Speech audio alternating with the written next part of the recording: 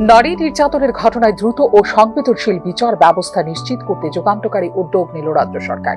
রাজ্যে 10টি পঞ্চায়েত এলাকায় পরীক্ষামূলকভাবে চালু করা হচ্ছে নারী আদালত। সাংবাদিক সম্মেলনে রাজ্য মন্ত্রিসভার এই সিদ্ধান্তের কথা ঘোষণা করেন পরিবহন মন্ত্রী সুশান্ত চৌধুরী। সামাজিক লজ্জা, পারিবারিক চাপ এবং দীর্ঘসূত্রিতা এই 3 কারণেই প্রথাগত বিচার ব্যবস্থার দ্বারস্থ হতে সাহস পান না বহু নির্যাতিতা নারী। ফলে অনেক ঘটনাই অপ্রকাশিত থেকে যায়।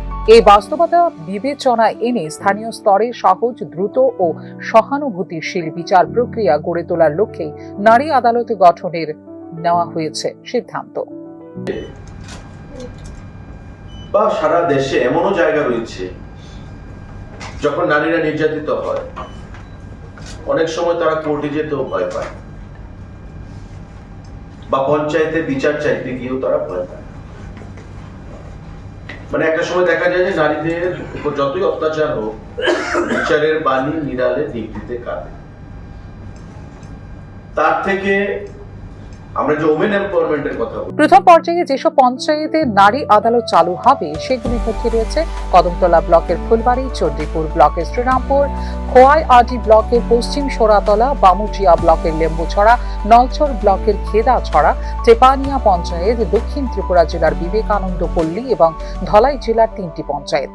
সংশ্লিষ্ট এলাকাগুলিতে প্রাথমিকভাবে এই প্রকল্পের কার্যকারিতা পর্যালোচনা করা হবে। কোন কোন সেই পঞ্চায়েত? নর্থ ত্রিপুরাতে কদমতলা ব্লকের অধীন ফুলবাড়ি পঞ্চায়েত, ঊনকোটি জেলায় চণ্ডীপুর ব্লকের অধীন শ্রীরামপুর পঞ্চায়েত, খোয়াই জেলায় আমাদের খোয়াইআডি ব্লকের অধীন ওয়েস্ট সোনাতলা পঞ্চায়েত, পশ্চিম জেলায় বামুটিয়া আডি ব্লকের অধীন লেম্বুছড়া পঞ্চায়েত, সিপাহীজলা জেলায় নলছড়ে খেদাবাড়ি পঞ্চায়েত, গোমতী জেলায় টেপানিয়া আডি ব্লকের অধীন টেপানিয়া পঞ্চায়েত, সাউথ ত্রিপুরা জেলায় সাতচাঁদ ব্লকের অধীন বিবেকানন্দ পল্লী পঞ্চায়েত এবং ধলাই যেহেতু আমাদের অ্যাসপিরেশনাল ডিস্ট্রিক্ট, তাই ধলাই জেলায় আমাদের সালেমা আডি ব্লক, দুর্গা চৌমনি আডি ব্লকের অধীন আমরা 3টা পঞ্চায়েত আমরা মানে সিদ্ধান্ত নিয়েছি। সিঙ্গানলা পঞ্চায়েত, হালাহালি পঞ্চায়েত, নর্থ হালাহালি পঞ্চায়েত, অর্থাৎ 10টা পঞ্চায়েতে এই যে নারী আদালত as a case study pilot project হিসাবে আমরা সূচনা করব। প্রতিটি নারী আদালতে থাকবে 9 সদস্যের একটি বিচার মণ্ডলী কমিটি। পুরনো দিনের সালিশি সভার আদলে কাঠামো গড়ে তোলা হলেও তা পরিচালিত হবে সম্পূর্ণ আইনসম্মত ও প্রাতিষ্ঠানিক নিয়মাবলীর আওতায়। কমিটিতে থাকবেন গ্রামের গ্রহণযোগ্য ও প্রতিষ্ঠিত ব্যক্তিত্ব, রাজনৈতিক প্রতিনিধি এবং আইনি বিষয়ে অভিজ্ঞ সদস্যরা। এই উদ্যোগ নারীদের জন্য বিচার প্রাপ্তির পথকে আরও সহজ ও নির্ভরযোগ্য করে তুলবে।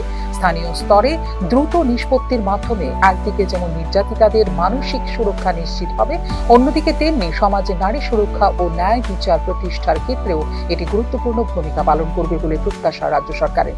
ভবিষ্যতে এই প্রকল্পের সাফল্যের ভিত্তিতে রাজ্যের অন্যান্য এলাকাতেও রয়েছে নারী আদালত সম্প্রসারণের পরিকল্পনা। Bureau report, news now.